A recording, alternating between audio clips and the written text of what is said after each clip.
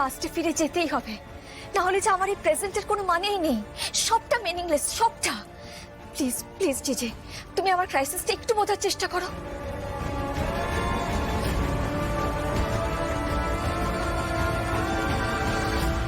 Let's complete this task. আমাকে আমাকে please তুমি দয়া করো, আমাকে আমাকে বাঁচার একটা উপায় দাও জিজি, প্লিজ। তুমি তুমি তুমি পরিবার নিয়ে ভেবো না, ডোন্ট ওয়ারি। আর মহাপ্রভু আছেন না, মহাপ্রভু আমাকে বলেছেন, উনি আমাকে বলেছেন যে পরিবার দেখার জন্য অনেক লোক রয়েছে। তোর ঘরের মানুষদের খেয়াল রাখার জন্য আরো 10টা লোক আছে, কিন্তু তোর মনের খেয়াল যে তোকে নিজেকেই রাখতে হবে। যা মা, যা, অসম্পূর্ণ কাজ শেষ কর। উনি আমাকে কথা বলেছেন।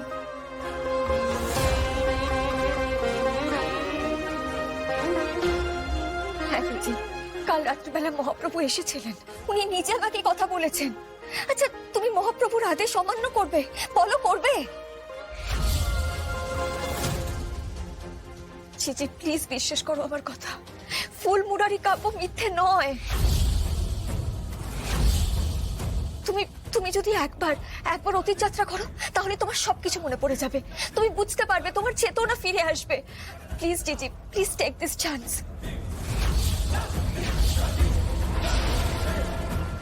অদ্বিতীয়ার কথা আমি অস্বীকার কি করে করি? সত্যি তো ফুলমুরারি কাপের চতুর্থ খণ্ড অনুযায়ী দুটো চাবি পাওয়া গেছে, কিন্তু তাই যদি হয় তবে তো অদ্বিতীয়াই ফুল, আর তাহলে আমার রূপ। কৃষ্ণ,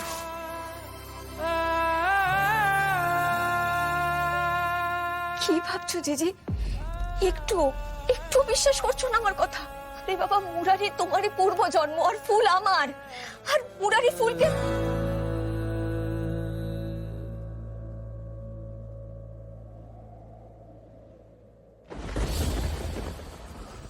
বুঝেছি অদ্বিতীয়া, সব বুঝেছি। ঠিক আছে, আমরা যাবো পিনাকপুরে, গিয়ে দেখবো সেখানে কোনো পুঁথি রাখা আছে কিনা। কিন্তু অদ্বিতীয়া, তার আগে আমাকে একবার মায়ের থেকে পারমিশন নিতে হবে। আমার গোড়া যে ছুরি খেয়ে মৃত্যুর সঙ্গে লড়াই করেছিল, কই সে কথাটা তো তুমি আমাকে বললে না অদিতি?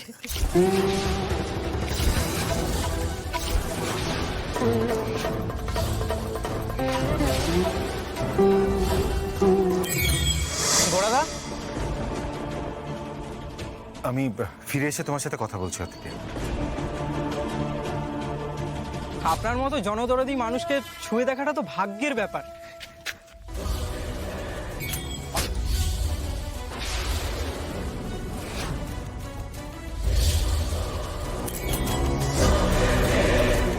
আপনি সেটা কি করে জানলেন মম?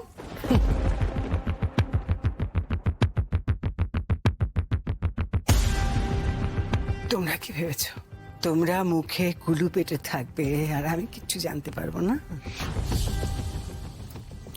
বলেছে আমাকে বড় বৌমা, সবটা বলেছে। ছুরি খেয়ে অতদিন গোড়া হাসপাতালে পড়েছিল, তারপরেও আমি কি করে ওকে দূরে যেতে দিই বলো মা? না গো মা, আমি আর চাই না যে আমার ছেলে 10 জনের একজন হোক, চাই না আমি। মম, প্লিজ লিসেন টু মি। তুমি তো আমার কথাটা বুঝতে পারো। আমি তোমাকে আরেকবার বুঝিয়ে বলি, আমি না জানো এই কিছুদিন আগে পর্যন্ত চাইতাম যে আমার ছেলের 10 জনের একজন হোক, ওর নাম হোক, ওর যশ হোক, কিন্তু এখন আর চাই না।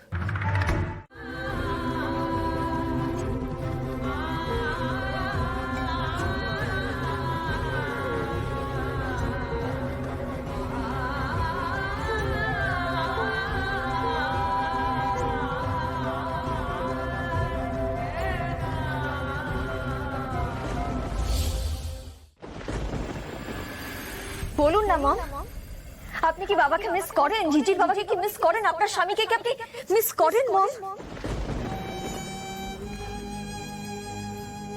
হঠাৎ এই প্রশ্ন? আমি জানি আপনি বাবাকে মিস করেন মম, মানুষটার এখন পৃথিবীতে নেই, তাও আমি কতবার আপনাকে রেখেছি ওই ছবির সামনে দাঁড়িয়ে একা একা কথা বলতে। ওই মানুষটা আপনার জীবন সঙ্গী ছিল, আপনার সুখ দুঃখের সঙ্গী ছিল। আফটার অল এই মানুষটা আপনাকে ভালোবাসতেন।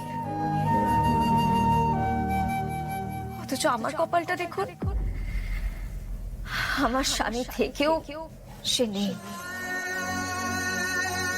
জীবন সঙ্গীর সঙ্গে না থাকলে কতটা কষ্ট হয় সেটা আপনি বোঝেন মম,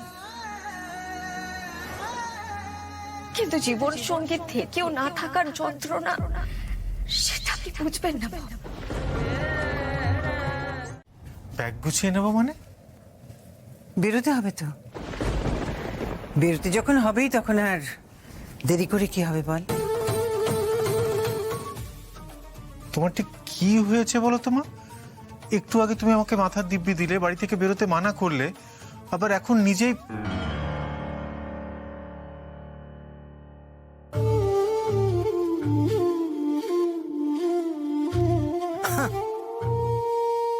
কি করব বল, তোদের মধ্যে আমি আর ওই পথের কাঁটা হয়ে দাঁড়াতে চাই না।